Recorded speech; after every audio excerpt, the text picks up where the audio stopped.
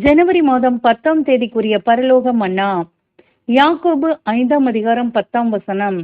என் சகோதரரே, கர்த்தருடைய நாமத்தினாலே பேசின தீர்க்க தரிசிகளை துன்பப்படுத்தலுக்கும் நீடிய பொறுமைக்கும் திருஷ்டாந்தமாக வைத்துக் கொள்ளுங்கள். வசனத்திற்குரிய விளக்கம். ஒருவன் தன்னை முற்றிலும் வெறுத்து தாழ்த்தி குறுகலான பாதையில் நடப்பதே சரியான வழியாகும். இதுவே பணிவுடனும் சாந்தத்துடனும் செல்லும் வழியாகும். இன்னல்களும் உபத்திரவங்களும் இந்த வழியில் நமக்கு உண்டாகும்.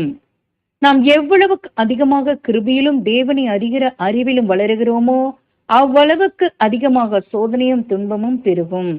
விசுவாசத்திலும் நம்பிக்கையிலும் அன்பிலும் தேவனுடைய ஊழியத்தில் முன்னேறும் பொழுது சாத்தான் அதிகமாக நம்மை பின்வாங்க செய்ய முயலுவான்.